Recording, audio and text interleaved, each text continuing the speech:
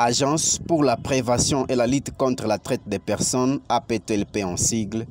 une agence de services spécialisés de la présidence de la République démocratique du Congo, avec comme mission d'assurer la coordination des acteurs institutionnels impliqués dans la lutte contre la traite des personnes en RDC. Pour ce faire, un atelier de 3 jours est organisé à Goma, à l'hôtel Gerison, pour former les sensibilisateurs avant leur déploiement dans 18 quartiers de la ville de Goma. Nous, Agence pour la prévention et la lutte contre la traite des personnes, nous sommes venus travailler ensemble avec la population et que nous puissions arriver, comme nous disons à l'agence, à dénoncer et à combattre la traite des personnes. Pour garantir la prise en charge des victimes de cette pratique de la traite des personnes, plus d'une centaine d'acteurs étatiques de la société civile sont capacités sous le thème « Ensemble, dénonçons et combattons la traite des personnes ». Nous avons participé à cet atelier de sensibilisation, d'abord de formation et de sensibilisation parce que nous a documenté c'est quoi d'abord la traite, on nous a informé sur ce que c'est la traite, les différentes formes, n'est-ce pas, de manifestation de la traite des êtres humains et à la fin nous aurons l'obligation d'aller restituer dans nos communautés respectives les notions que nous aurons apprises dans cet atelier.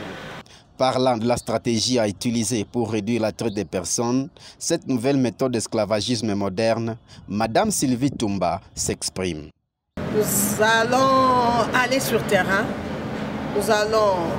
approcher la population, nous allons faire une sensibilisation de masse, nous allons faire la sensibilisation à la criée, nous allons partager le faire avec le petit message que nous avons amené pour que la population puisse connaître et que la population arrive à dénoncer les cas de traite des personnes.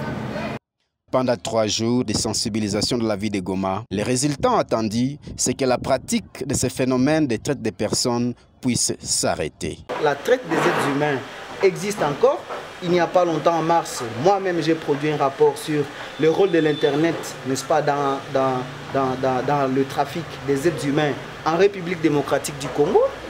J'ai documenté des cas des jeunes filles qui ont été piégées sur Internet en République démocratique du Congo et qui ont été amenées dans d'autres pays, en Asie, d'autres qui sont partis